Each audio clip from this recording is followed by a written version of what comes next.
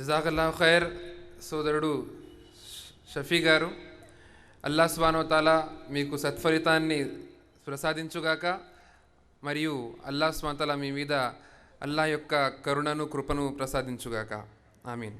ఇప్పుడు నేను మీరు ఎంతో ఆసక్తికరంగా ఎదురు చూస్తున్న ప్రశ్నోత్తరాల కార్యక్రమాన్ని మొదలు పెడుతున్నాను. మరియు ఎవరైతే ప్రశ్న అడగాలని అనుకుంటున్నారో నా లెఫ్ట్ సైడ్ ఇక్కడ బ్రదర్స్ రావచ్చు, రైట్ సైడ్న సిస్టర్స్ రావచ్చు. మరియు ఎవరైతే ప్రశ్న అడగాలని అనుకుంటున్నారో వారికి కొన్ని ముఖ్య సూచనలు. ప్రశ్న అడిగేవారు వారి పేరు మరియు వృత్తిని తెలుపగలరు. ఒక్కసారి ఒక్క ప్రశ్న మాత్రమే అడగాలి.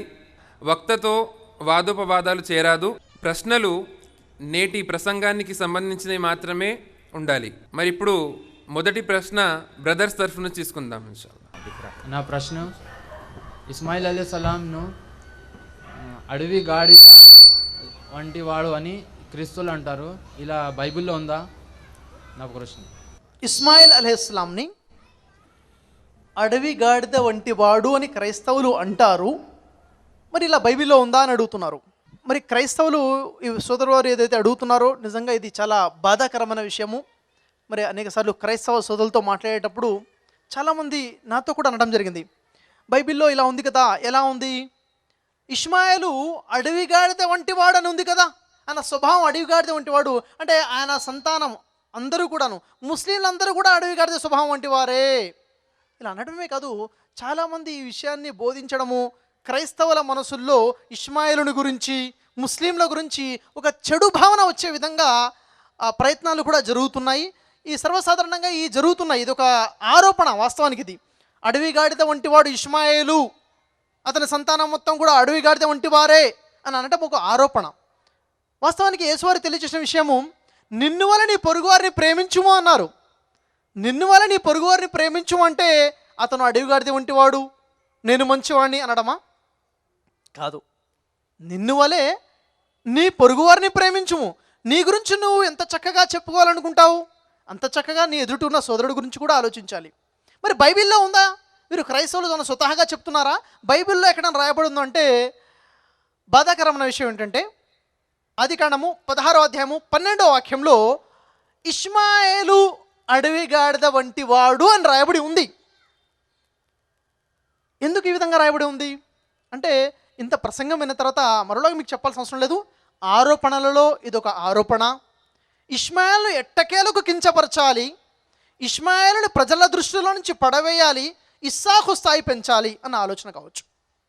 అయితే ఇక్కడ నేను ఎవరైతే, ఏ క్రైస్తవ సోదరులైతే లేక ఏ యూదులైతే ముస్లింలను అడవిగాడిద స్వభావం గలవారు అని అంటున్నారో వారి కొరకు నాకు ప్రశ్న ఏమిటంటే, ఇష్మాయేలు అడవిగాడిద వంటి వాడని రాసుంది కాబట్టి ముస్లింలందరూ అడవిగాడిద స్వభావం గలవారే అని మీరు అంటున్నారు, భావిస్తున్నారు, ప్రచారం కూడా చేస్తున్నారు. మరి అలా అయితే బైబిల్లో చూసుకున్నట్లయితే యెషయా గ్రంథము 41వ అధ్యాయము 14వ వాక్యంలో ఏముందంటే, పురుగు వంటి యాకోబు అని ఉంది. యాకోబు అంటే ఇశ్రాయేలు. ఇశ్రాయేలు ఎవరు? యూదులకి క్రైస్తవులకి పితామహుడు ఇశ్రాయేలు. ఆ యాకోబు ఇశ్రాయేలు అలాంటి వాడట, పురుగు వంటి యాకోబు అంటే ఇప్పుడు దీన్ని ఎలా అర్థం చేసుకోవాలి? ఇష్మాయేలు గాడిద వంటి వాడంటే గాడిద స్వభావం అని, ఆయనకి కలిగిన సంతానం అందరూ కూడాను గాడిద స్వభావమే అని అర్థం చేసుకున్నట్లుగా, యాకోబు పురుగు వంటి వాడంటే ఆ ఇశ్రాయేలు సంతతి వారు యూదులందరూ క్రైస్తవులందరూ పురుగు వంటి వారని అర్థం చేసుకోవాలని మీరు మాకు నేర్పాలనుకుంటున్నారా? ఇలాగే నా బైబిల్ అర్థం చేసుకోవాల్సింది. మరి దానికి విశ్లేషణగా పురుగు అంటే ఏమిటి? పెండలో పుట్టే పెరుగులు, విష పురుగులు, మురికిలో పుట్టి మురికిలోనే ఉండడానికి ఇష్టపడే పురుగులు, ఈ స్వభావం కలిగిన వారు యూదులు క్రైస్తవులను అర్థం చేసుకోవాలని మీరు ప్రజలకు బోధించాలనుకుంటున్నారా? ఒకసారి ఆలోచించాలి. అంతేకాదు, మరి యాకోబు యొక్క సంతానం, ఇశ్రాయేలు యొక్క సంతానం ఎవరైతే ఉన్నారో వారి గురించి చూసుకున్నట్లయితే ఆదికాండము 49వ అధ్యాయము 14వ వాక్యంని మనం చూసినట్లయితే అక్కడ ఇశ్రాయేలు యొక్క ఒక కుమారుడు, 12 కుమారుల్లో ఒక కుమారుడు ఇస్సాఖారు గురించి చెప్పడం జరిగింది. 2 దొడ్ల మధ్యన పడుకున్న బలమైన గాడిద అని చెప్పడం జరిగింది.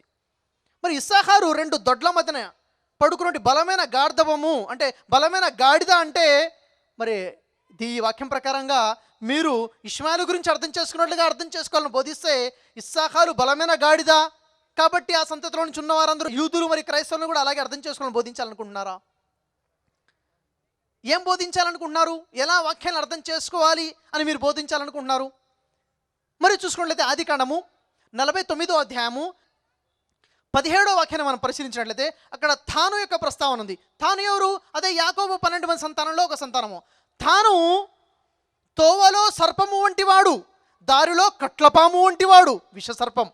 మరి తాను విషసర్పం కాబట్టి, విషసంతువు కాబట్టి ఆ సంతతి వారందరూ కూడా యూదులు క్రైస్తవులందరూ కట్లపాముల్లా విషసర్పాలని అర్థం చేసుకోవాలా? ఒకసారి ఆలోచించాలి. అదే అధ్యాయము 27వ వాక్యాన్ని మనం పరిశీలించినట్లయితే బెన్యామీను గురించి ఉంది. అతను దోపిడి సొమ్ము పంచుకునేవాడు, ప్రజల్ని దోపిడీ చేసి మోసం చేసి ఆ దోపిడి సొమ్ముని పంచుకునేవారనేసి చీల్చినట్టి తోడేలు అని, క్రూరమృగాన్ని తోడేలుతో పోల్చారు. అంటే ఆ తోడేలు కాబట్టి ఆ సంతతి వారందరూ యూదులు క్రైస్తవులందరూ క్రూరమృగాలు, తోడేళ్ళు వంటి వారు అని అర్థం చేసుకోవాలా? మీరేమంటున్నారు అనే విషయం ఆలోచించండి. అదే యేసువారు అన్నారు, నీ కంటిలో దూలం ఉండగా నీ సహోదరుడి కంటిలో ఉన్న నలుసురు చూచుడయ్యేలా వేషధారి. అందుకే యేసువారు చెప్పారు. ఇంకా చివరికి వీరు ఎంతగా బరి తెగించారంటే 1 పేతురు 5వ అధ్యాయము 8వ వాక్యాన్ని చూస్తే అపవాది శైతాన్ సాతానుని క్రూర జంతువైన సింహము అన్నారు. బాగానే ఉంది, వాడు సింహమే, క్రూర జంతువే. సాతాన్ని క్రూర జంతువైన సింహం అన్నారు, చాలా చక్కగా చెప్పారు. కానీ ఇంకేమన్నారో తెలుసా? ప్రకటన గ్రంథము 5వ అధ్యాయం 5వ వాక్యంలో మహానుభావుడైనటువంటి యేసును కూడా అదే క్రూర జంతువైన సింహంతో పోల్చారు వీరు. ఏ సాతానునైతే క్రూర జంతువుతో పోల్చారో అదే సాతాను మాదిరిగా అదే క్రూర జంతువు మహానుభావుడైనటువంటి దైవ ప్రవక్త నుండి యేసువారిని కూడా పోల్చారు. ఒకసారి అర్థం చేసుకోండి, మన ప్రయాణం ఎటెళ్తుంది. అయితే మరి ఈ ఇష్మాయిలు అడవి గాడిద వంటి వాడు అని ఉంది కదా, అంటే ఈ తెలుగు బైబిల్లో అయితే అడవి గాడిద అన్న పదమే కనబడుతుంది. మరి ఇంగ్లీష్ బైబిల్ని చూసామనుకోండి, ఈ ఇంగ్లీష్ బైబిల్లో చూసుకున్నట్లయితే ఆ ఇంగ్లీష్ బైబిల్లో అడవి గాడిద అన్న తెలుగు పదానికి ఇంగ్లీష్లో ఏముండాలి? వైల్డ్ యాస్ అని ఉండాలి. వైల్డ్ యాస్ అని ఉండాలి. కానీ అక్కడ ఏముందో తెలుసా? వైల్డ్ మ్యాన్ అని ఉంది, అడవి మనిషి అని ఉంది. అడవి మనిషి అని ఉండవలసిన దాన్ని అడవి గాడిద అని ఎందుకు మార్చవలసి వచ్చింది? అడవి మనిషి అవును, ఆయన తీసుకెళ్ళి అడవుల్లోనే వదిలారు, అడవుల్లోనే పెరిగాడు. అక్కడి నుంచే దేవుడు ఆయన ప్రణాళిక ప్రకారంగా ఇష్మాయిల్ని ఎన్నుకున్నారు. కాబట్టి విషయం మీకు అర్థమైందని భావిస్తున్నాను. అమాయకమైన వారు కుట్ర పన్నేవారి కుట్రలో రాకుండా సత్యాన్ని గ్రహించి సత్యాన్ని స్వీకరించాలి అని నేను అల్లాతో దువా చేస్తున్నాను. మా ప్రియతమ క్రైస్తవులను కూడా అదే వారితో కూడా ఇదే కోరుతున్నాను. మీ ప్రశ్నకు సమాధానం లభించిన ఆశిస్తున్నాను. ఇప్పుడు తర్వాత ప్రశ్న సిస్టర్ తరఫు నుంచి. అస్సలాము అలైకుం వరహ్మతుల్లాహి వబరకాతుహు. నా ప్రశ్న, గలతీ 4వ అధ్యాయంలో పౌలు వారు స్పష్టంగా చెప్పారు హాగరు దాసి అని, మరి ఇసాకు మాత్రమే వారసుడు అని. ఈ వాక్యాలకి మీ సమాధానం ఏమిటి? సోదరిమణి చాలా చక్కటి ప్రశ్న అడిగారు. పౌలు బైబిల్లో గలతీయులకు రాసిన పత్రిక 4వ అధ్యాయంలో చెప్పారు హాగరు దాసి అని, దాసి సంతానము అని చెప్పారు. అంటే మీరు గమనించాలి, ఇప్పటివరకు మనం మాట్లాడుకున్న విషయాలను కూడా బైబిల్ పాత నిబంధన నుండి మాట్లాడుకున్నాం. ఆదికాండంలో ఇష్మాయిలు గురించి ఇలా ఉంది, ఆదికాండంలో ఇస్సాకు గురించి ఇలా ఉంది, ఆదికాండంలో ఈ విధంగా మార్పులు జరిగినట్టుగా కనబడుతుందని మాట్లాడుకున్నాం. మరి ఈ కొత్త నిబంధన, బైబిల్ కొత్త నిబంధనలో గలతీయులకు రాసిన పత్రిక ఉంది, పౌలు రాసిన గలతీయులకు రాసిన పత్రిక 4వ అధ్యాయంలో కూడాను హాగరు దాసి అని, దాసి సంతానం రాయబడి ఉంది. దానికి మీరు ఇచ్చే సమాధానం ఏంటని అడుగుతున్నారు. మరి సోదరిమణికి చాలా కృతజ్ఞతలు ఈ ప్రశ్న అడిగినందుకు గాను. ఎందుకంటే ఈ వాక్యమే క్రైస్తవుల్ని బాగా బలపరిచింది. ఎందుకు బలపరిచింది? అవును, యూదులు అంటున్నట్లుగా హాగరు దాసియే. ఎందుకు? ఇక్కడ మా కొత్త నిబంధనలో కూడా ఉంది. ఎక్కడ ఉంది? గలతీయులకు రాసిన పత్రికలో పౌలు వారు రాశారు అంటున్నారు. ఒకసారి మనం చూసినట్లయితే పౌలు రాసిన వాక్యాలు ఒకసారి మీకు చదివి దాని యొక్క అర్థం ఏంటో చూద్దాం మనం. అసలు ఆ వాక్యాల్లో ఏమి రాయబడి ఉంది అన్న విషయం. గలతీయులకు రాసిన పత్రిక 4వ అధ్యాయము 22వ వాక్యం చూసుకున్నట్లయితే అక్కడ ఏం చెప్పబడుతుంది చూడండి. దాసి వలన ఒకడును స్వతంత్రురాలి వలన ఒకడును ఇద్దరు కుమారులు అబ్రహామునకు కలిగిరని వ్రాయబడి ఉన్నది కదా. దాసి వలన ఒకడును స్వతంత్రురాలి వలన ఒకడును ఇద్దరు కుమారులు అబ్రహామునకు కలిగిరని వ్రాయబడి ఉన్నది కదా. ఎక్కడ వ్రాయబడి ఉన్నది? ఎక్కడా వ్రాయబడి లేదు కదా. ఇక్కడ వ్రాయబడి ఉంది, ఏమని వ్రాయబడి ఉంది? హాగరు దాసి అని లేదు, హాగరు భార్యగా మారిందని మనం చూసాము. ఉదాహరణకి ఆదికాండము 16వ అధ్యాయం 3వ వాక్యం ప్రకారముగా తన భార్య నుండి సారాయే తన సేవకురాలు నుండి హాగరుని తన పెనివిటి అయిన అబ్రహామునకు భార్యగా ఉండునట్లుగా ఇచ్చెను. భార్యగా మారిపోయింది. దేవుని ప్రణాళిక ప్రకారముగా ఆ భార్య కుమారుడే ఇష్మాయేల్ అని చూసాము. మరి ఈ వ్రాయబడి ఉంది కదా మనం, అంటే ఇది వాస్తవం కాదు, దాసి కుమారుడు అన్నది ఇది కూడాను వారు పడిన కుట్రలో ఒక భాగమే అని మనకు అర్థమవుతుంది. ఆ తర్వాత మనం చూసుకున్నట్లయితే దాసి వలన పుట్టినవాడు శరీర ప్రకారముగా పుట్టెను, స్వతంత్రురాలి వలన పుట్టినవాడు వాగ్దానమును బట్టి పుట్టెను. దాసి వలన పుట్టినవాడు శరీర ప్రకారముగా పుట్టాడట, స్వతంత్రురాలు అంటే సారా వల్ల పుట్టినవాడు వాగ్దాన ప్రకారముగా పుట్టాడు. అంటే వాగ్దానము లేదని చెప్పదలుచుకున్నారు. ఇది మనం ఆల్రెడీ చూసాము. వాగ్దానం లేదా? దేవుడు అబ్రహాముకు వాగ్దానం చేశాడు, నీ గర్భవాసన పుట్టబోవాడే అని వారసుడు. ఆ పుట్టిన వాడు ఎవరు అంటే మనం స్పష్టంగా చూసాము, ఇష్మాయేలే వాగ్దానం ద్వారా పుట్టారు. మరొక విషయం చూసుకున్నట్లయితే ఈ దాస్యములో ఉండుట కొరకు 24వ వాక్యంలో దాస్యములో ఉండుట కొరకే పిల్లలు కనును అన్న విషయం కనబడుతుంది. ఈ హాగరు పిల్లలు కంటుందంట. ఎందుకు? దాస్యంలో ఉండుట కొరకే పిల్లలు కంటుంది. ఒకవేళ ఇది ఒక ప్రవచనమే అయితే దేవుడే ఈ విషయాన్ని తెలియచేసిన విధంగా జరగాలి కదా. హాగరు కనిన పిల్లలందరూ కూడా దాస్యంలోనే ఉండాలి కదా. నేను అడుగుతున్నాను, నా ప్రశ్న, హాగరు కనిన పిల్లలు ఎప్పుడు ఎక్కడ ఎవరికి దాసులుగా ఉన్నారు? 4000 సంవత్సరాల పూర్వం జరిగిన చరిత్ర ఇది. హాగర్ని పంపించి వేయడం. అప్పటి నుంచి ఇప్పటి వరకు ఇష్మాయేలు సంతతి వారు అంటే అరబ్బులు ఎవరికి కూడా దాసులుగా లేరు కదా, ఎవరికి దాస్యం చేయలేదు కదా. ఒక్క ఆధారమైనా ఉందా? లేదంటే ఈ ఇష్మాయేలీలు, ఈ అరబ్బులు ఈ గడిచినటువంటి 4000 సంవత్సరాల్లో ఫలానా సంవత్సరము ఫలానా వారికి దాసులుగా ఉన్నారు ఉందా? ఎప్పుడు కూడా ఎవరికి దాసులుగా లేరు. దాసులుగా ఉండడం కొరకే పిల్లలు కనును. మరి ఎక్కడ దాసులుగా లేరు కదా. అంటే ఈ వాక్యం దేవుని తరపు నుంచా అన్నది ఒక ప్రశ్న మొదలవుతుంది. దీనికి సమాధానం మీరే ఆలోచించుకుంటే మీకు స్పష్టంగా అర్థమవుతుంది. ఆ తర్వాత చూడండి ఎలాంటి విషయాలు ఇక్కడ కనబడుతున్నాయి అన్నది 27వ వాక్యంలో చూసుకున్నట్లయితే, ఏలయనగా పెనివిటి గల దాని పిల్లల కంటే పెనివిటి లేని దాని పిల్లలు ఎక్కువ మంది ఉన్నారు.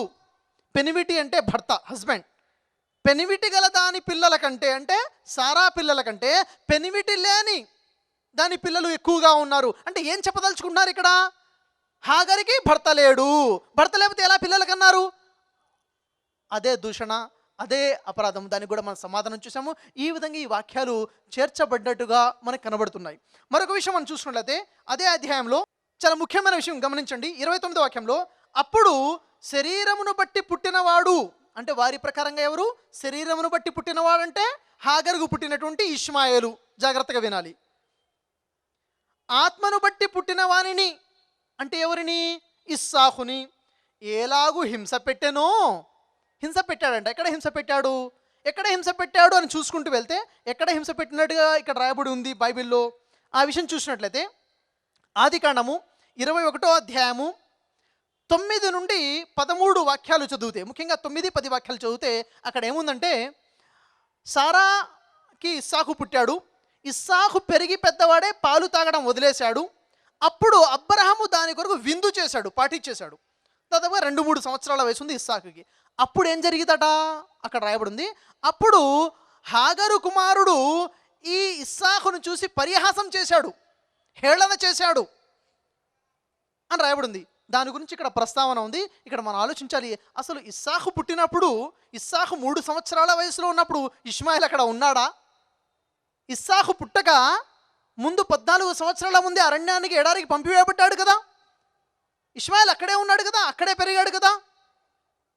ఇక్కడ 3 సంవత్సరాల వయసులో ఉన్నప్పుడు పరిహాసము చేశాడు అంటే, లేదంటే ఇక్కడే ఉన్నాడు అంటే ఎలా ఉన్నాడు? కింది వాక్యం చెప్తుంది, పాలు తాగే పసివాడుగా ఉన్నాడు.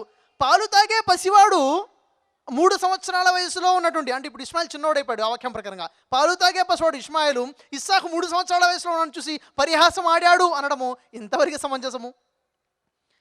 రెండిట్లో ఏది వాస్తవం?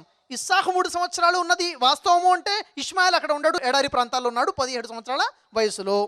అది వాస్తవం కాదంటే ఇష్మాయేలు చిన్న వయసులో ఉన్నది కరెక్ట్ అంటే అప్పటికి ఇస్సాకు పుట్టి ఉండకూడదు. అంటే జరిగిన విషయం ఏమిటంటే 16వ అధ్యాయం, ఆదికాండం 16వ అధ్యాయం చివరిలో ఉండవలసిన వాక్యాలు, ఆ 40 వాక్యాలు 21వ అధ్యాయం ఆదికాండంలో వచ్చి చేర్చడము కోసము ఎక్కడైతే చేర్చాలో అక్కడ పైన ఉన్న వాక్యాలకి కింద ఉన్న వాక్యాలకి పొసగాలి కదా. పైన ఉన్న సందర్భానికి ఇప్పుడు తెచ్చి పెడుతున్నటువంటి సందర్భానికి పొసగాలి. కాబట్టి ఆ పొసగడము కొరకు ఆదికాండము 21వ అధ్యాయము 9 నుండి 13 వాక్యాలు కనబడుతున్నాయి. ఈ 13 వాక్యాలలో ఏముంది అని పరిశీలిస్తే 9 నుండి 13 వాక్యాల్లో ఆదికాండంలో అక్కడేముందంటే ఈ దాసి కుమారుడు అనబడింది. మనకు తెలుసు దాసి కుమారుడా కాదా అన్న విషయము. తర్వాత రెండో విషయం అనబడింది, ఈ దాసి కుమారుడు నా కుమారుడైన ఇస్సాకుతో వారసుడుగా ఉండడు. రెండో విషయం అక్కడే కనబడుతుంది.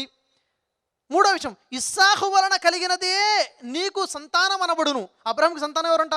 ఇస్సాకు ద్వారా పుట్టినవారు, అంటే ఇస్మాయిల్ ద్వారా పుట్టినవారు కాదు. ఈ 3 విషయాలు కూడా ఈ సందర్భం ఎక్కడైతే వచ్చి చేర్చారో దానికి పైన 9 నుండి 13 వాక్యాలు కనబడుతున్నాయి.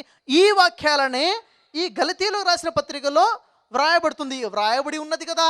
ఏ విధంగా అయితే శరీరం ద్వారా పుట్టినవాడు ఆత్మ ద్వారా పుట్టిన వారిని పరిహాసము చేశానో, హేళన చేశానో, ఎక్కడ చేశాడు? చేర్చబడిన విషయము. దాని గురించి ఇక్కడ ప్రస్తావించబడుతుందంటే ఎక్కడైతే అక్కడ చేర్చారో వారి యొక్క పని అన్న విషయం మనకి ఇక్కడ అర్థమవుతుంది. ఆ తర్వాత హింస పెట్టిరో ఇప్పుడునూ అలాగే జరుగుతున్నది. కాబట్టి అనబడిందట, ఈ దాసి కుమారుణ్ణి వెళ్ళగొట్టుము. ఈ దాసి కుమారుడు స్వతంత్రాళి కుమారుడితో వారసుడే ఉండడు. అక్కడ చేర్చబడినటువంటి వాక్యంగా కనబడుతున్న విషయమే ఇక్కడ రాయబడింది. మరి ఇది ఎవరు రాశారు అంటే పౌలు రాశాడు అని క్రైస్తవులు అంటున్నారు. పౌలు ఈ విధంగా తెలియచేశాడు అంటున్నారు. కానీ ఈ విషయాన్ని నేను నమ్మరు. పౌలు ఇలాంటి విషయాలు చెప్పాడంటే, ధర్మశాస్త్రానికి వ్యతిరేకంగా మాటలు పౌలు చెప్పాడంటే ఇది నా మనసుతో ఒప్పుకోవడం లేదు. ఎందుకు అంటే గలతీయులకు రాసిన పత్రిక 4వ అధ్యాయము అదే అధ్యాయంలో 24వ వాక్యం చూడండి. పౌలు ఏం చెప్తున్నాడు అక్కడ? ఈ ఇద్దరు స్త్రీలు, ఏ ఇద్దరు స్త్రీలు? సారా మరియు హాగరు. ఈ స్త్రీలు 2 నిబంధనలు అయి ఉన్నారు. ఇద్దరు స్త్రీలు కూడా 2 నిబంధనలు. అంటే ఏమిటి? సారా ఒక నిబంధన, హాగరు ఒక నిబంధన. నిబంధన అంటే ఏమిటి? ఈ సారా ద్వారా ఇస్సాకు ద్వారా యాకోబు సంతానం నుంచి మోషే ప్రవక్త పుట్టారు, మూసా అలైహిస్సలాం. ఈ మూసా అలైహిస్సలాంకి దేవుడు తౌరాత్ గ్రంథాన్ని ఇచ్చాడు. తౌరాత్ నిబంధన, ధర్మశాస్త్రం. సారా ఒక నిబంధన అంటే ధర్మశాస్త్రము, తౌరాత్ గ్రంథము. ఆ తర్వాత హాగరు ఒక నిబంధన ఉంది. హాగరు ద్వారా ఇస్మాయిల్ అలైహిస్సలాం ద్వారా ముహమ్మద్ ప్రవక్త ఇవ్వబడినటువంటి నిబంధన, ఈ అంతిమ నిబంధన చిట్ట చివరి దైవ గ్రంథం ఖురాన్. ఈ ఖురాన్ ప్రస్తావన చేస్తున్నాడు పౌల్. హాగరు ద్వారా ఖురాన్ లభిస్తుందని, హాగరు ఒక నిబంధన అని, సారా ద్వారా మోషే ధర్మశాస్త్రం, మోషే తౌరా గ్రంథం వస్తుందని చెప్పినటువంటి పౌలు, హాగరు గురించి ఇంత గొప్ప విషయం చెప్పినటువంటి పౌలు, ఆ తర్వాత 500 సంవత్సరాలు రాబోతున్నటువంటి ఖురాన్ గురించి ప్రస్తావించినటువంటి అపోస్తలుడైన పౌలు ఇలాంటి విషయాలు, లేఖనాలకు విరుద్ధమైన విషయాలు చెప్పి ఉంటాడంటే ఎంత మాత్రము చెప్పి ఉండడు. ఇది ఈ ఇశ్రాయేలు ప్రజలు, ఆ యూదులు లేక యూదులు క్రైస్తవ పండితులుగా మారి చేసినటువంటి ప్రయత్నము అయి ఉంటుంది తప్ప మరేమీ కాదు. కాబట్టి లేఖనాల పరిస్థితుల్లో ఉన్న వాస్తవాన్ని గ్రహించాలన్నది నా యొక్క మనవి. క్రైస్తవ సోదరులతో సోదరిమణి ఏదైతే ప్రశ్న అడిగిందో దానికి సమాధానం లభించిందని నేను ఆశిస్తున్నాను. తర్వాత ప్రశ్న బ్రదర్స్ తరఫు నుంచి. నా పేరు సుమాన్, ఎస్ఎస్సి పాస్ అయినా. నా యొక్క ప్రశ్న, ఇస్మాయిల్కు ఉన్న ఆశీర్వాదాలు కేవలం భూలోక సంబంధమైనవే, ఆత్మీయ ఆశీర్వాదాలు ఏమీ లేవు. ఆత్మీయ ఆశీర్వాదాలు కేవలం ఇస్సాకు మాత్రమే ఉన్నవి. దీనికి ఆన్సర్ చెప్పాలి. సోదరుడు ఒక ప్రశ్న అడుగుతున్నారు. ఇస్మాయిల్కి ఆత్మీయ సంబంధమైన ఆశీర్వాదాలు లేవు, ఆత్మీయ సంబంధమైన ఆశీర్వాదాలు కేవలం ఇస్సాకే ఉన్నాయి. ఇప్పటివరకు ఏమనేవారు క్రైస్తవ సోదరులు? నేను విన్నది ఇస్మాయిల్కి అసలు ఆశీర్వాదాలే లేవు అనేవారు. ఒక మెట్టు పైకెక్కినట్టుగా కనబడుతుంది. ఆశీర్వాదాలు ఉన్నాయి కానీ ఆత్మీయ సంబంధమైన ఆశీర్వాదాలు లేవు. సరే, ఒక మెట్టు ఎక్కినవారు మరో మెట్టు కూడా ఎక్కుతారని ఆశిస్తున్నాను. మరి భూలోక సంబంధమైన ఆశీర్వాదాలే ఉన్నాయా? ఆత్మీయ సంబంధమైన ఆశీర్వాదాలు లేవా? చూడండి, ఇష్మాయేలుని దేవుడు ప్రణాళిక చొప్పున ఇష్మాయేల్ని ఎన్నుకుని ఇష్మాయేల్ని ఆశీర్వదించిన ఆశీర్వాదము ఆత్మీయ సంబంధమైన ఆశీర్వాదాలే. దీన్ని ఎలా చెప్పగలుగుతాము? ఇష్మాయేలుకి 12 కుమారులు ఉన్నారు, 12 మంది కుమారులు ఉన్నారు. ఈ 12 మంది కుమారుల ప్రస్తావన ఆదికాండము 25వ అధ్యాయము 12 నుండి ఆ వాక్యాలలో కనబడుతుంది. ఆ 12 మంది కుమారుల ప్రస్తావన. ఆ కుమారులోని 2 కుమారుల గురించి దేవుడు ప్రస్తావిస్తున్నాడు. చూడండి, యెషయా గ్రంథంలో 60వ అధ్యాయము 7వ వాక్యాన్ని మనం పరిశీలించినట్లయితే అక్కడ వాక్యం కనబడుతుంది. అదేమిటి? నీ కొరకు కేదారు గొర్రె మందలన్నీయు కూడుకొనును. నీ కొరకు కేదారు గొర్రె మందలన్నయు కూడుకొనును, నెబాయేతు పోటేళ్ళు నీ పరిచర్యకు ఉపయోగములగును. ఈ కేదారు ఎవరు, ఈ నెబాయేతు ఎవరు అంటే కేదారు నెబాయేతు ఇష్మాయేలు యొక్క 12 మంది కుమారుల్లో 2 కుమారులు. మరి వీరి పరిచర్యలు అంగీకారములగును, ఉపయోగములగును. వీరు పరిచర్య చేస్తారని అంటే ఇష్మాయేలే కాదు, ఇష్మాయేలు కుమారులు పరిచర్య చేస్తారని, దేవుడి సేవ చేస్తారని, ఆ దేవుడి సేవని దేవుడు ఉపయోగించుకుంటాడు, అంగీకరిస్తాడన్న విషయం బైబిల్ సాక్ష్యం ఇస్తుంది. ఒకవేళ ఇష్మాయేల్కి భూలోక సంబంధమైన ఆశీర్వాదాలే ఉంటే అతని పిల్లలైనటువంటి కేదారు నెబాయేతుతో పరిచర్య ఎందుకు తీసుకున్నాడు? దేవుడి ధర్మానికి సంబంధించిన పరిచర్య ఆలోచించాలి. అంటే ఆత్మీయపరమైన ఆశీర్వాదాలు ఉన్నాయి. మరొక విషయం, ముఖ్యమైన ఆశీర్వాదము ఇది భూలోక సంబంధమైనదా ఆత్మీయ సంబంధమైనదా అన్నది ఆలోచించాలి. అదేమిటి? బైబిల్లో ఆదికాండము 22వ అధ్యాయం అంటే ఆదికాండం 16వ అధ్యాయం చివరిలో ఉండవలసినటువంటి ఆదికాండం 22వ అధ్యాయము 18వ వాక్యాన్ని మనం పరిశీలించినట్లయితే అక్కడ అబ్రహాం కుమారుడికి ఏదైతే ఆశీర్వాదం దేవుడు ఇస్తున్నాడో ఆ ఆశీర్వాదం ఏమిటి? నీవు నా మాట వినినందున భూలోకంలోని జనులన్నీ నీ సంతానము ద్వారా ఆశీర్వదించబడును. భూలోకంలో ఉన్న జనాలందరూ కూడా నీ సంతానం అంటే ముహమ్మద్ ప్రవక్త సల్లల్లాహు అలైహి వసల్లం వారి ద్వారా ఆశీర్వదించబడును. ఈ ఆశీర్వాదము భూలోక సంబంధమైనదా ఆత్మీయ సంబంధమైనదా అంటే ప్రవక్త ముహమ్మద్ సల్లల్లాహు అలైహి వసల్లం ద్వారా అల్లా ఖురాన్ గ్రంథాన్ని ఇచ్చారు. ఎవరైతే ప్రవక్త ముహమ్మద్ వారిని విశ్వసించారో, ఖురాన్ ప్రకారంగా జీవితం గడిపారో వారికి ఇహలోకంలో శాంతిని, పరలోకంలో నిత్య జీవాన్ని పొందుతారు, స్వర్గాన్ని పొందుతారు. ఇది ఆత్మీయ సంబంధమైన ఆశీర్వాదమే. ఈ భూలోక సంబంధమైన ఆశీర్వాదం మాత్రమే అనటము వాస్తవం కాదు. దీనికి బైబిల్ సాక్ష్యం చెప్తుంది, ఖురాన్ కూడా సాక్ష్యం చెప్తుంది. కాబట్టి ఈ ప్రశ్నకి సమాధానం మీకు లభించిందని ఆశిస్తున్నాను. తర్వాత ప్రశ్న సిస్టర్స్ తరఫు నుంచి. అస్సలాము అలైకుం వరహ్మతుల్లాహి వబరకాతుహు. యేసు వారు చెప్పిన తోట ఉపమానంలో యేసును చంపిరి అని ఉంది. దీన్ని మీరు నమ్ముతారా? చాలా చక్కటి ప్రశ్న అడిగారు. యేసు వారు చెప్పిన తోట ఉపమానం అంటే తోట ఉపమానం ఏంటో చూడాలి. ఇప్పుడు మనం దేవుని రాజ్యానికి వారసులు ఎవరు అనే ప్రసంగంలో దీనికి సంబంధించిన ప్రస్తావన నేను చేసి ఉన్నాను. తోట ఉపమానం గురించి యేసు వారు చెప్పారు. చాలా ముఖ్యమైన అంశం అది. మరి ఆ తోట ఉపమానంలో యేసుని చంపారు అని రాసి ఉంది, దాన్ని నమ్ముతారా అని అడుగుతున్నారు. చాలా కష్టతరమైన క్లిష్టతరమైన ప్రశ్న. మరి సమాధానం చెప్పే భాగ్యాన్ని దేవుడు నాకు ప్రసాదించాలనేసి అల్లాతో దువా చేస్తున్నాను. చూడండి, మరి తోట ఉపమానం గురించి ఏదైతే మీరు ప్రస్తావించారో అసలు అక్కడ తోట ఉపమానం యేసువారు చెప్పారు. ఏ సందర్భంలో ఏ ఉద్దేశంతో యేసువారు తోట ఉపమానం గురించి చెప్పారన్నది మనం చూడాలి. ఈ తోట ఉపమానం గురించి ఎక్కడ చెప్పారు, ఎక్కడ రాయబడింది బైబిల్లో?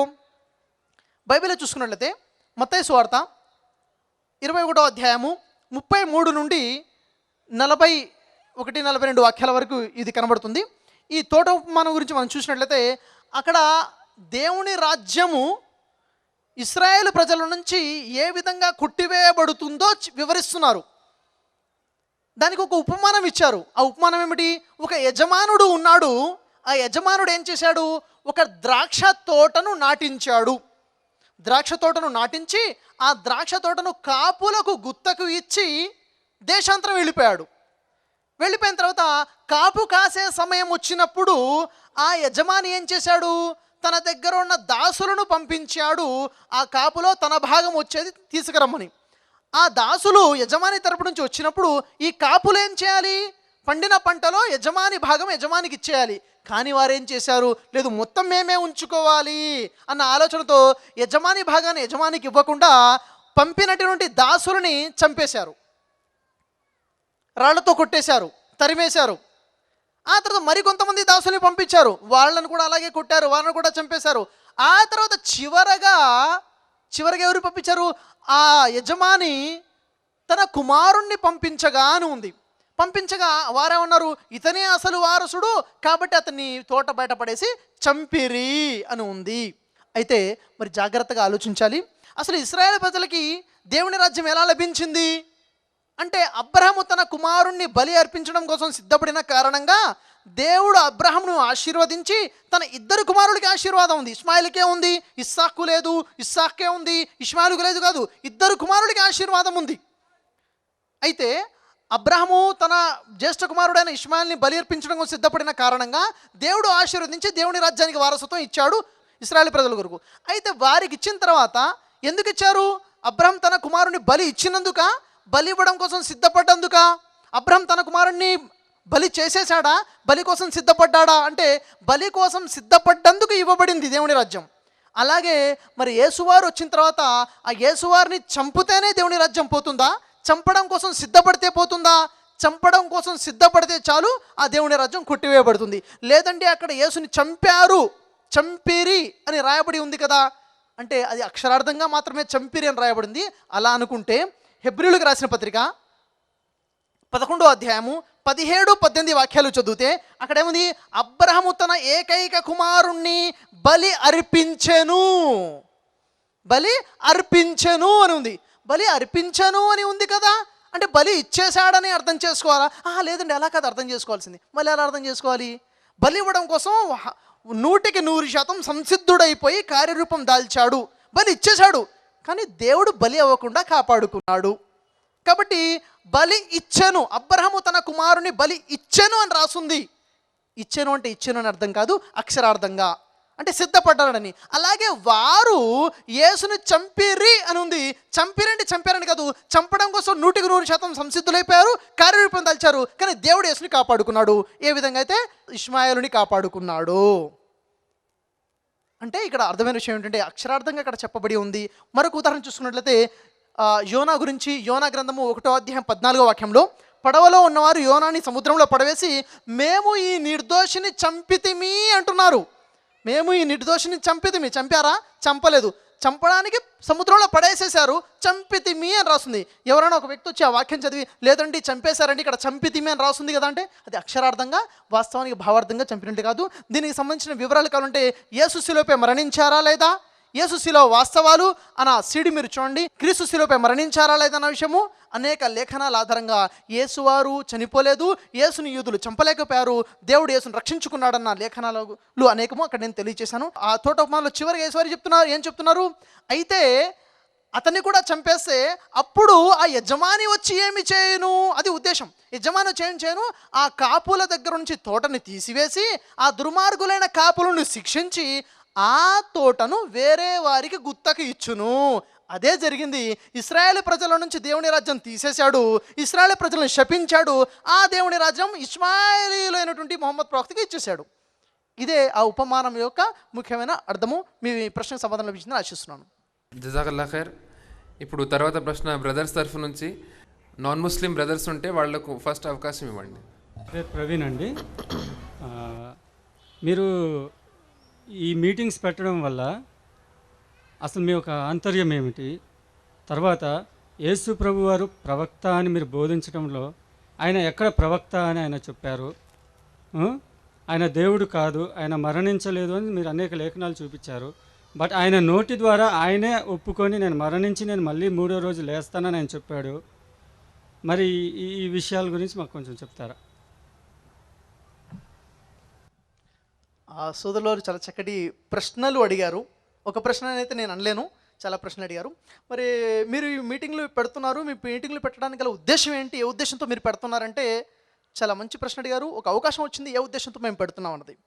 ఈరోజు సమాజంలో ఉన్నటువంటి ముఖ్యంగా నేను చేసే ప్రయత్నము, క్రైస్తవులు ఒక పెద్ద వర్గము, ముస్లింలు అతిపెద్ద వర్గము. ఈ 2 పెద్ద వర్గాలు కూడా మేము గ్రంథ ప్రకారంగా జీవితం గడుపుతున్నామని క్రైస్తవులు అంటున్నారు. ఏ గ్రంథం అంటే బైబిల్. ముస్లిమ్స్ అంటున్నారు మేము గ్రంథ ప్రకారంగా జీవితం గడుపుతున్నాం ఉన్నారు. ఏ గ్రంథం అంటే ఖురాన్. ఓకేనా? మరి ఈ 2 కూడా దైవ గ్రంథాలని ఈ ఇరువురి వర్గాల యొక్క విశ్వాసం. ఖురాన్ దైవ గ్రంథం అని ముస్లింలు విశ్వసిస్తున్నారు, బైబిల్ దైవ గ్రంథం అని క్రైస్తవులు విశ్వసిస్తున్నారు. అయితే మరి ఇవి ఈ విధంగా గ్రంథాన్ని ప్రకారంగా జీవితం గడుపుతున్న వీరిలో ఒక సమాంతర విషయం ఉండాలి.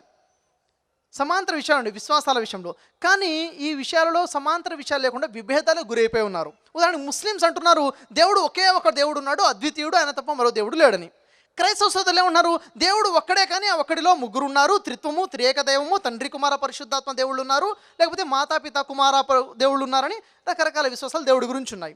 విభేదం ఉందా లేదా? దేవుడు ఒక్కడా, 3, త్రిత్వమా, త్రియేకమా? ఏది వాస్తవం అంటే మీరు నమ్ముతున్నట్టుగా మీరు నమ్మండి, నేను నమ్ముతున్నట్టుగా నేను నమ్మండి అని ఎవరి దారిన వారు పోవడమా, లేక గ్రంథ పరిశీలన చేసి వాస్తవాన్ని తెలుసుకోవడమా? గ్రంథ పరిశీలన చేసి వాస్తవం ఏమిటో తెలుసుకోవడం. ఇక్కడ మేం చేస్తున్న ప్రయత్నం ఏమిటంటే ఖురాన్ మరియు బైబిల్ పరిశీలన చేసి ఖురాన్ మరియు బైబిల్ ప్రకారముగా ఉన్న సమాంతర విషయాలు, విశ్వాసాలు ఏమిటి అని చూస్తే బైబిల్ మరియు ఖురాన్లో విశ్వాసాల పరంగా సమాంతర విషయాలే ఉన్నాయి. ఖురాన్ దేవుడు ఒక్కడే అద్వితీయుడు అంటుంది, బైబిల్ దేవుడు ఒక్కడే అద్వితీయుడు అంటుంది. బైబిల్ ఎక్కడ దేవుడు ముగ్గురు, త్రిత్వము, త్రియేకం అని లేదు. లేని విషయాన్ని క్రైస్తవులు నమ్ముతున్నారు కదా, పాపం తెలియక నమ్ముతున్నారు కదా, వారికి తెలియచేయాలన్న ఆలోచన. ఎందుకంటే వారు తెలుసుకుంటే ఈ క్రైస్తవులు మరియు ముస్లింలు ఒక ప్లాట్ఫామ్ మీదకి రాగలుగుతారు, ఒక త్రాటి మీద రాగలుగుతారు. గ్రంథ పరిశీలనలో ఏవైతే విషయాలు, సమాంతర విషయాలు ఉన్నాయో, దేవుడు ఒక్కడే, ఆ దేవుడు ప్రవక్తల్ని పంపించాడు, ఆ ప్రవక్తల్లో యేసు ఒక ప్రవక్త అన్నది వాస్తవం. ఖురాన్లో సూర్య మాయిద 5వ సూర 75వ వాక్యంలో చూసుకున్నట్లయితే బిస్మిల్లాహిర్ రహమానిర్ రహీం మల్ మసీహ్ ఇబ్ను మరియం ఇల్లా రసూల్, మరియం కుమారుడైన యేసు ఒక ప్రవక్త తప్ప మరియమీ కాదు. స్పష్టంగా తెలియజేయబడింది. యేసు ఎవరు? మరియం కుమారుడైన యేసు ఒక ప్రవక్త. ఇదంటే ఖురాన్లో ప్రవక్త అని చెప్పబడితే మరి క్రైస్తవులు యేసుని దేవుడని ఎందుకు నమ్ముతున్నారు అని బైబిల్ని పరిశీలిస్తే బైబిల్లో కూడా 2 విషయాలు తెలిసాయి. ఏమిటి? ఆయన దేవుడని మాత్రం ఎక్కడా లేదు, మొదటి విషయము. ఆయన ప్రవక్త అని బైబిల్లో చాలా ప్రదేశాల్లో ఉంది, రెండో విషయం. అంటే బైబిల్లో యేసు ప్రవక్త అని ఉన్నప్పటికీ క్రైస్తవులు ఎందుకు నమ్మట్లేదు? పాపం తెలియదు కాబట్టి. తెలియని వారికి తెలియచేయాలి, ఇది నా బాధ్యతగా గుర్తించి నేను తెలియచేస్తున్నాను. ఉదాహరణకి మీరు అడిగారు బైబిల్లో యేసు ప్రవక్త అని ఎక్కడ ఉంది. ఉదాహరణకి బైబిల్ గ్రంథాన్ని చూసుకున్నట్లయితే యోహాను సువార్త 9వ అధ్యాయము 17వ వాక్యాన్ని మనం పరిశీలించినట్లయితే పుట్టుగుడ్డివాడి యొక్క ప్రస్తావన కనబడుతుంది. పుట్టుగుడ్డివాడు యేసువారి దగ్గరికి వచ్చారు, యేసువారు అతని కళ్ళు తెరవబడే విధంగా చేశారు, గుడ్డివాడికి స్వస్థత లభించింది, కళ్ళు తెరవబడ్డాయి. కళ్ళు తెరవబడిన తర్వాత ఆ గుడ్డివాడు రక్షించబడ్డాడు. యేసువారిని ఏమని విశ్వసించి రక్షించబడ్డాడు? ఆ యోహాను సువార్త 9వ అధ్యాయం 17వ వాక్యంలో ఆ గుడ్డివాడిని ఆ అధికారులు చదువుతున్నారు, నీ కన్నులు తెరిచినందుకు నీవు అతని గురించి ఏమనుకొనుచున్నావు? అతను నీ కన్నులు తెరిచాడు కదా, అతని గురించి నీవేమనుకొనుచున్నావు అంటే ఆయన ఒక ప్రవక్త అని సాక్ష్యం చెప్పాడు. ఆయన ఒక దేవుడని సాక్ష్యం చెప్పలేదు, ఆయన ఒక ప్రవక్త అని నమ్మాడు, రక్షించబడ్డాడు. మీరు కూడా రక్షించబడాలంటే యేసు ఒక ప్రవక్త అని విశ్వసించండి, ఇదే బైబిల్ బోధిస్తుంది, రక్షించబడతారు. మరొక విషయము, సమరయ స్త్రీ ఉంది. సమరయ స్త్రీ యేసువారికి సంబంధించిన సంభాషణ జరిగింది. యోహాను సువార్త 4వ అధ్యాయం 19వ వాక్యంలో చూసినట్లయితే ఆ స్త్రీ యేసువారితో మాట్లాడుతూ చాలాసేపు మాట్లాడిన తర్వాత అంటుంది, అయ్యా నీవు ప్రవక్తవని నేను గ్రహించుచున్నాను, నీవు ప్రవక్తవని నేను గ్రహించుచున్నాను, నాకు అర్థమవుతుంది. యేసువారి దానికి ఏమన్నారు? కాదు, నేను ప్రవక్తని కాదు అనలేదు. ఆ స్త్రీ కూడా రక్షించబడింది. కాబట్టి మీరు కూడా రక్షించబడాలనుకుంటే యేసు ప్రవక్తను విశ్వసించాలి. యేసువారు స్వయంగా చెప్పుకున్నారు, తాను ఒక ప్రవక్త అన్న విషయం వారు తెలియజేశారు. ఉదాహరణకి ఇక్కడ మత్తయి సువార్త 13వ అధ్యాయం 57వ వాక్యంలో, మార్కు సువార్త 6వ అధ్యాయం 4వ వాక్యాన్ని మీరు పరిశీలించినట్లయితే అక్కడ స్పష్టంగా యేసువారు చెప్తున్నారు, ఏమని? ప్రవక్త తన ఇంటిలోనూ తన దేశంలోనూ తన బంధువుల్లో తప్ప మరి ఎక్కడా ఘనహీనుడు కాడు. యేసువారు తన ప్రజలు ఎప్పుడైతే తిరస్కరించేశారో, ఎప్పుడైతే విశ్వసించలేదో, ఆయనకి ప్రవక్త అనే ఘనత లభించలేదో అప్పుడు అంటున్నారు ఒక ప్రవక్త తన ప్రదేశంలో తన బంధువులో ఘనత లభించదనేసి. యేసు ప్రవక్త అని. కానీ పూర్తి బైబిల్ ఎక్కడ కూడా యేసువారు నేను దేవుణ్ణి, నన్ను ఆరాధించడం అయితే చెప్పలేదు. యేసువారు ఏం చెప్పారు తెలుసా? మత్తయి సువార్త 23వ అధ్యాయం 9-10 వాక్యాలు చూసినట్లయితే, మరియు మీరు భూమి మీద ఎవరికైనాను తండ్రి దేవుడు అని పేరు పెట్టవద్దు, ఒక్కడే మీ దేవుడు, ఆయన పరలోకంలో ఉన్నాడు, మీలో ఎవరు కూడా గురువులని పిలువబడవద్దు, క్రీస్తు ఒక్కడే మీ గురువు. తాను ఒక గురువునని చెప్పుకున్నారు, తాను ఒక ప్రవక్తనని చెప్పుకున్నారు. ఆ దేవుడి గురించి బోధించడం కోసం వచ్చినటువంటి ఒక ప్రవక్త చెప్పుకున్న విషయాలు మేము బోధిస్తున్నాము. యేసువారు శిలువపై మరణించారని స్వయంగా చెప్పుకున్నారు. అంటే యేసువారు తాను చనిపోయారని ఎక్కడా చెప్పుకోలేదు. యేసువారు చెప్పుకున్న విషయం ఏమిటి? మత్తయి సువార్త 12వ అధ్యాయం 38వ వాక్యంలో చూసినట్లయితే యేసువారు అతి పెద్ద అద్భుతాన్ని చూపిస్తూ అంటున్నారు. అదే చిట్ట చివరి అద్భుతం. ఏమిటది? కొంతమంది శాస్త్రులు పరిచయులు యేసువారికి వచ్చి అడుగుతున్నారు, నీ వలన మేము ఒక అద్భుతాన్ని చూడగోరుచున్నాము, సూచన చూడగోరుచున్నాం అన్నప్పుడు యేసువారు ఏమన్నారు? యోనాను గురించిన సూచక్రియ నేను మీకు చూపిస్తాను తప్ప మరి ఏ సూచక్రియ మీకు అనుగ్రహించబడదు. యోనా ఏ విధంగా 3 రాత్రింబవళ్ళు తిమింగళం గర్భంలో ఉండెనో అలాగున నేను 3 రాత్రింబవళ్ళు భూగర్భంలో ఉంటాను, ఇది అద్భుతము అన్నారు. ఏలాగున యోనా ఉండెనో అలాగున నేను ఉంటా అన్నారు. యోనా 3 రాత్రింబవళ్ళు ఆ తిమింగళంలో సజీవంగా ఉన్నారు, నినవే పట్టణానికి తీసుకురాబడ్డారు. అదేవిధంగా యేసువారు కూడా 3 రోజులు అయితే భూగర్భంలో ఉన్నారు అని బైబిల్ రాయబడిందో ఆ 3 రోజులు సజీవంగానే ఉన్నారు, చనిపోయి తిరిగి లేచారనేది వాస్తవం కాదు. కాబట్టి మరి ఏదైతే మీరు ప్రశ్న అడిగారో దానికి సవివరంగా మీకు వివరాలు తెలియాలంటే దీనికి సంబంధించిన ఈ అంశాల మీద ఉన్న నేను ప్రసంగ సీడీలు చూడండి. మరి నేను మిమ్మల్ని స్టేజ్ మీదకి ఆహ్వానిస్తున్నాను, వచ్చి ఈ సీడీల్ని స్వీకరించవలసిందిగా మిమ్మల్ని ఆహ్వానిస్తున్నాను.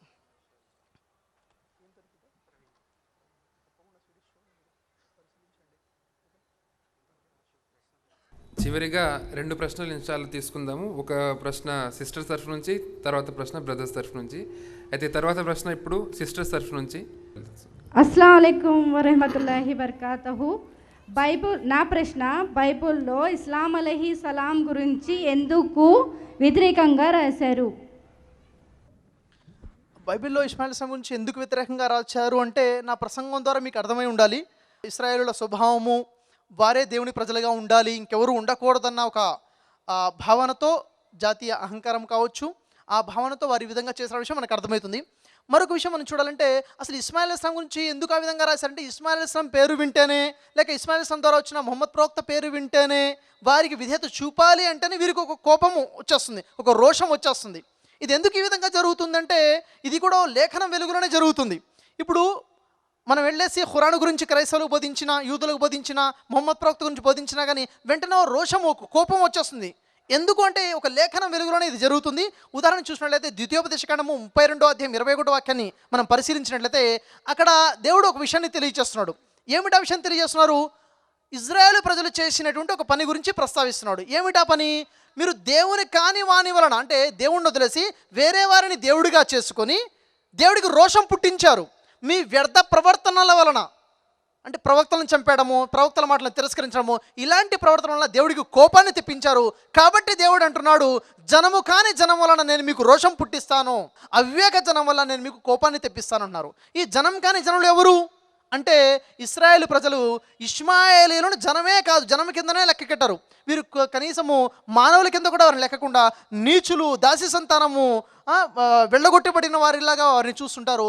అలాంటి వారికే దేవుని రాజ్యానికి వారసులుగా చేసి వారిని విశ్వసిస్తేనే మీకు స్వర్గము, నిత్యజీవము అంటే ఎంత రోషం వస్తుంది.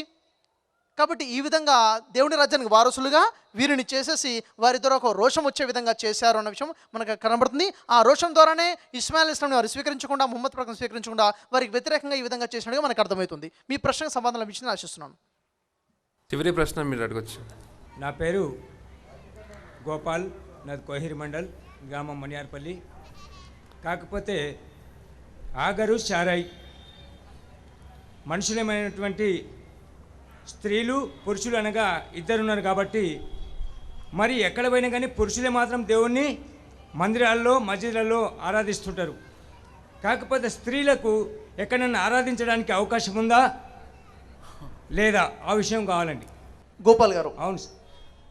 మీరు క్రైస్తవ సోదరుడా? మీరు? అవును సార్. ఒక క్రైస్తవ సోదరుడు గోపాల్ గారు ప్రశ్నిస్తున్నారు, సారా హాగర్ అనే కాదు, ఒక పురుషుడు స్త్రీ అని ఇద్దరు ఉన్నారు, దేవుణ్ణి ఆరాధించడం కోసం దైవ మందిరము, మసీద్ అనేది ఇద్దరి కోసం ఉండాలి, పురుషులే మసీద్కి వెళ్తున్నారు, మరి స్త్రీల కోసం మసీద్లో ఏం లేదు కదా అని అంటున్నారు. మరి వాస్తవానికి ఏమిటంటే, స్త్రీలు, మహిళలు మసీద్లోకి రాకూడదు, మసీద్లోకి రానివ్వరు అన్న ఒక అపోహ ప్రజల్లో ఉంది. వాస్తవానికి ఇస్లాం ప్రకారముగా మహిళలు మసీద్లోకి రాకూడదు అని ఎక్కడా లేదు. ప్రవక్త ముహమ్మద్ సల్లల్లాహు అలైహి వసల్లం వారి సమయంలో ప్రవక్త ముహమ్మద్ వారు ఏదైతే మసీద్ ఉందో, మసీద్ నబీ ఉందో, ఆ మసీదులకు పురుషులు వచ్చేవారు, స్త్రీలు కూడా వచ్చి నమాజ్ చేసేవారు. స్త్రీలకి పురుషులకి ఇద్దరు కూడా మసీదులో అనుమతి ఉంది. అయితే అప్పుడు ఉందా, ఇప్పుడు లేదా? ఇప్పుడు కూడా ఉంది. దాదాపుగా మన హైదరాబాద్లో దాదాపు 150 మసీదులు ఉన్నాయి. అక్కడ స్త్రీలు మరియు పురుషులు కలిసి వెళ్ళి అక్కడ నమాజ్ చేస్తారు. కాకపోతే కండిషన్ ఏమిటి? చర్చ్లో మాదిరిగా స్త్రీలు పురుషులు కలిసి కూర్చోవడం కాదు. కలిసి కూర్చోవడం వల్ల దైవారాధనతో పాటు సాతాను ప్రేరణ కూడా వేరే ఆలోచన వచ్చే అవకాశం ఉంది. కాబట్టి ఇస్లాంలో ఉన్న కండిషన్ ఏమిటంటే, పురుషులు వేరుగా, స్త్రీలు వేరుగా మసీదులో ఉండాలి, పరదా ఏర్పాటు ఉండాలి, వీరు వారికి, వారు వీరికి కనబడే అవకాశం లేకుండా పూర్తి ఏకాగ్రతతో ఆరాధన చేయడం కోసము ఉండే విధంగా ఉండాలి. అనేక మసీదులు ఉన్నాయి, వేల కొద్ది మసీదులు ఉన్నాయి. మన రాష్ట్రంలో చూసుకున్నా కానీ, మన దేశంలో చూసుకున్నా కానీ మహిళల కోసం మసీదులో అవకాశం ఉంది. వారు రావచ్చు, నమాజ్ చేసుకోవచ్చు. మహిళల మసీదులో రాకూడదన్న కండిషన్ ఎక్కడ కూడా లేదు. మీ ప్రశ్న సమాధానం విషయం ఆశిస్తున్నాను. జజాకల్లాహు ఖైర్, వాఖిరుదానా అల్హమ్దులిల్లాహి రబ్బిల్ ఆలమీన్. జజాకల్లా ఖైర్. చివరిగా అల్లాహ్ సుబ్హానహు వ తఆలా ఈ సభను సఫలీకృతం చేసినందుకు అల్లాహకు స్తోత్రాలు. మరియు అల్లాహ్ సుబ్హానహు వ తఆలా మా అందరి ప్రార్థనలు స్వీకరించుగాక. మరియు అల్లాహ్ సుబ్హానహు వ తఆలా మన కృషిని స్వీకరించుగాక. మరియు సభను సఫలీకృతం చేయడానికి ప్రత్యక్షంగా మరియు పరోక్షంగా సహకరించిన వాలంటీర్స్కు మరియు పోలీస్ డిపార్ట్మెంట్ వారికి నా హృదయపూర్వకంగా ధన్యవాదములు. అల్హమ్దులిల్లాహ్. సుబ్హానల్లాహి వ బిహమ్దిహి సుబ్హానకల్లాహుమ్మా నస్తగ్ఫిరుక వ అతూబు ఇలైక్. అద్వితీయ దేవుడా అందుకొనుము అంజలి, అందనంత ఎత్తులో పరమనుంద మా దేవ. అద్వితీయ దేవుడా అందుకొనుము అంజలి అందరంత ఎత్తులో పరమనుంద మా దేవా. నీ నామం కీర్తించ నీ ఘనతను కొనియాడ, నీ నామం కీర్తించ నీ ఘనతను కొనియాడ. చెట్లన్నీయు కళలు చేసి సముద్రాన్ని చిరా చేసి వ్రాసిన చాలవయ్య సాగరాలు, చాలవయ్య వృక్షాలు. అద్వితీయ దేవుడా అందుకొనుము అంజలి అందరంత ఎత్తులో పరమనున్న మా దేవా. ఎంత చిత్రమైన వాడు నువ్వు చేసిన దాసుడు, పక్షిలాగా ఎగురుతాడు చాపలాగా ఈదుతాడు. ఎంత చిత్రమైన వాడు నువ్వు చేసిన దాసుడు, పక్షిలాగా ఎగురుతాడు చేపలాగా ఈదుతాడు. నీ దాసుని జ్ఞానమే నింగినంటు చూడగా నీ జ్ఞానం ఇంతని ఎలా ఊహించగలమయ్యా. అద్వితీయ దేవుడా అందుకొనుము అంజలి అందరంత ఎత్తులో పరమనుంద మా దేవా. నింగిలోని చుక్కలు నీ ప్రేమకు గుర్తులు, అవి చిమ్మె కాంతులు నీ కరుణామృతధారలు. చుక్కలే లెక్కించలేము అల్లా, చుక్కలే లెక్కించలే.